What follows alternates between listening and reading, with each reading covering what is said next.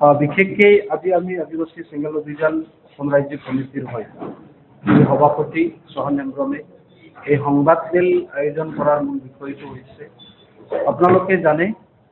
যোৱা 16 এপ্ৰিল তাৰিখে চিৰাং জিলাৰ ৰনিখাটা ৰেঞ্জ অফিচৰ সন্মুখত যি ঘটনাটো হৈছে এই ঘটনাটো সঁচাকেই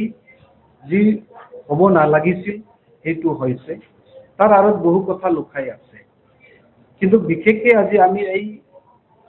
সংবাদমেল আয়োজন কৰাৰ মূল বিষয়টো হ'ল যে যি এজন কোনটো সংগঠনৰ হৈ আমি ইমান স্পষ্ট হ'ব নোৱাৰি হোৱা নাই কাৰণটো হ'ল যে যি দেউৰা দেখাপ নাৰ্জাৰীয়ে যি এটা সংবাদ মাধ্যমত আৰু তেওঁ ডিচিকো অভিযোগ কৰিছে বিটিসি প্ৰধান হাগ্ৰামা মহিলাৰ মহোদয়কো মেমোৰেন্ডাম প্ৰদান কৰেছে যে উক্ত ঘটনাৰ লগত মাওবাদী বা নক্সালবাদী জড়িত থকাৰ কাৰণে তেনেকুৱা হৈছে বুলি তেওঁ কৈছে সেই তেখেতৰ সেই বাক্যটোক আমি ধিক্কাৰ জনাইছো নিন্দা কৰিছো এইটো কোনোপধ্যে হ'ব নোৱাৰে উক্ত ঘটনাৰ মূল বিষয়টো আপোনালোকে নিশ্চয় জানে কিয় হৈছে ফৰেষ্ট ডিপাৰ্টমেণ্টে কিছুমান ইনক্ৰোচ কৰা মানুহসকলক তেওঁলোকৰ অফিচলৈ লৈ অনাৰ পিছত তেওঁলোকৰ মহিলাসকলে যেতিয়া তেওঁলোকক চাবলৈ আহিছিল সেই মহিলাসকলৰ ওপৰত তেওঁলোকৰ অভিযোগ কৰা মতে যি বৰ্বৰতা ব্যৱহাৰ কৰা হ'ল অপব্যৱহাৰ কৰা হ'ল অপমান কৰা হ'ল এই খবৰটো ৰাতিৰ ভিতৰতে সামাজিক মাধ্যমত ভাইৰেল হোৱাৰ কাৰণে ওচৰৰ পাজৰ ৰাইজ ওলাই আহি তাক প্ৰতিবাদ কৰাৰ সময়ত প্ৰতিবাদটো অগণতান্ত্ৰিক ফালে গুচি যোৱাৰ ফলত সেই ঘটনাটো হৈছে ইয়াৰ কাৰণে আমি তেখেতক আহ্বান জনাইছো যে পুনৰবাৰ এনেকুৱা যাতে আদিবাসীসকলক সাঁওতাল জনগোষ্ঠীসকলক টাৰ্গেট কৰি পেলাই এনেকুৱা বাক্য বা এনেকুৱা কোৱাটো বন্ধ কৰক যদি আপোনাৰ লগত তথ্য আছে এই তথ্য সহকাৰে প্ৰশাসনক দিয়ক আৰু কোনবিলাক মাওবাদী বা নক্সালবাদীৰ লগত জড়িত আছে চিনাক্ত কৰক অন্যথা এনেকুৱা ধৰণৰ কথা পুনৰাই কিন্তু আপুনি নক'ব আৰু এই ব্যক্তিয়ে বাৰম্বাৰ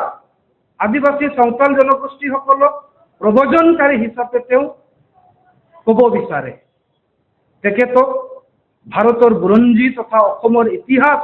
ভালকৈ পঢ়িবলৈ আমি আহ্বান জনাইছো অনুৰোধ জনাইছো আমি জানো যোৱা 5 বছৰত যি বিটিআৰ গভৰ্ণমেণ্ট আছিলে সেই বিটিআৰ গভৰ্ণমেণ্টৰ যিটো ভিজন ডকুমেণ্ট এটা বনোৱা হৈছিলে তাত 26টাকৈ জনগোষ্ঠী এই বিটিসি অঞ্চলৰে হৈ অসমৰে হৈ বা ভাৰতৰে হৈ তেতিয়াহ'লে কোন যুক্তিত তেখেতে ক'ব খুজিছে যে এই আদিবাসী সাঁওতাল জনগোষ্ঠীটোক প্ৰব্ৰজনকাৰী বুলি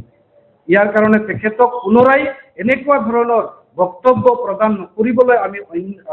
আহ্বান জনাইছো অনুৰোধ কৰিছো অন্যথা কিন্তু আমি আইনগত ব্যৱস্থা ল'বলৈ বাধ্য হ'ম আমি হুঁকিয়াই দিছো আদিবাসী চেঙেল অভিযানৰ হৈ আৰু দ্বিতীয় কথাটো হ'ল যে এই ঘটনাটো যিটো ৰনিখাটা ৰেঞ্জ অফিচত হৈছে এইটো হ'ব নালাগিছিল কিন্তু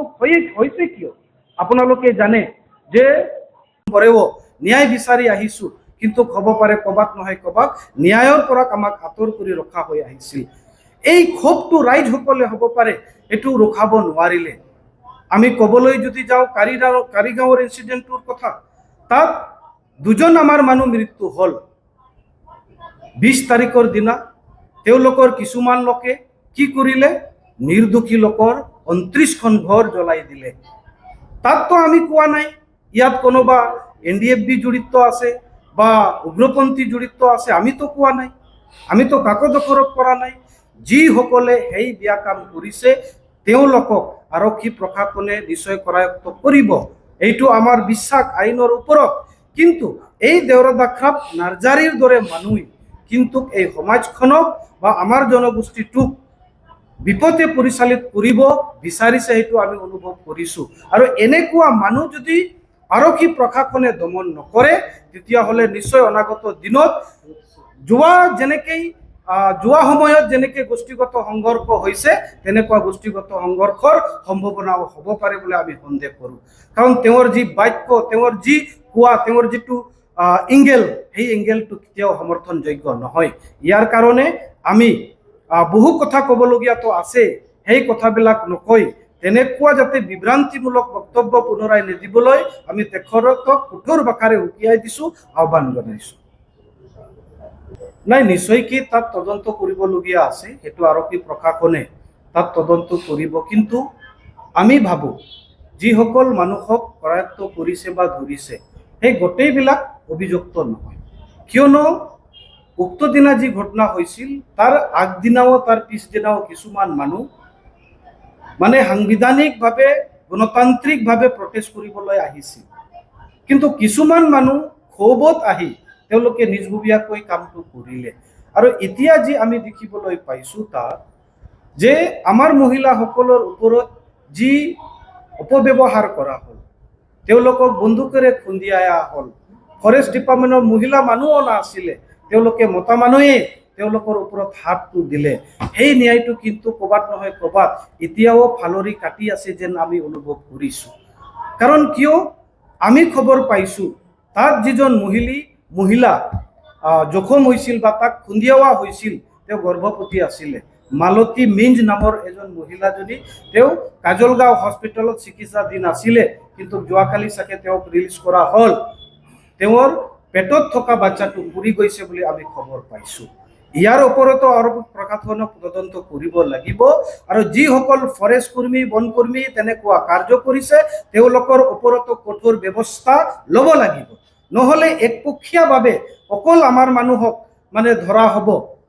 সেইবিলাক যিবিলাক অভিযোগ আছে ঠিকেই আছে, তেওঁলোকে আইন হাতত তুলি লৈছে, যিসকলে তেওঁলোকক কৰায়ত্ব কৰক, উচিত শাস্তি দিয়ক, সেইটো আমিও কওঁ। কিন্তু নিৰ্দোষীসকলক যাতে তেনেকুৱা ব্যৱহাৰ নকৰা হয়, আৰু গোটেইখিনি যিমানক ধৰিছে গোটেইটো আমি অভিযোগ নহয় বুলি আমি ক'ব বিচাৰোঁ বা দাবী জনাওঁ। লগতে এইখিনি আমি কওঁ যে আদিবাসী জনগোষ্ঠীসকল আপোনালোকে জানে অসমত বা এই BTC অঞ্চলত বহু দিনৰ পৰাই আমি বহু ধৰণৰ মানে প্ৰচাৰটো আমি সহ্য কৰি আহিছোঁ,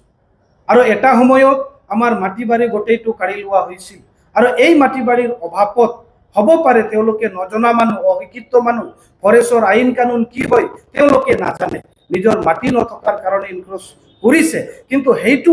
আইনগতভাৱে যি প্ৰচেছটো আছিল সেই প্ৰচেছৰ জৰিয়তে যদি তেওঁলোকে কৰিলেহেঁতেন সেইটো আমিও সমৰ্থন কৰিলোঁ হয়। কিন্তু আপোনালোকে জানে এই সময়ত গোটেই অসমত MCC লাগু আছে, আৰু এনেকুৱা সময়ত অকল যে আদিবাসীসকলে বন বেদখল কৰিছে তেনেকুৱা নহয়। মই নিজ চকুৰে আমাৰ যিটো দেওচিৰি অঞ্চলৰ ওপৰত যিটো চাৰ্বাং ৰোড আছে সেই এৰিয়াত যিমানখিনি জংঘল আছে কিছুমান মানুহ গৈ তাত কাটি নিশেষ কৰিছে। মই যদি মিছা কৈছোঁ আপোনালোকেও সাংবাদিক হয়, আপোনালোকে নিশ্চয় ফিল্ডত গৈ চাব পাৰে, তাতেই জল পটকে প্ৰমাণ হ'ব কোনে কিমান দখল কৰিছে, বন ধ্বংস কৰিছে, সেইবিলাক গোটেইখিনি স্পষ্ট হৈ যাব।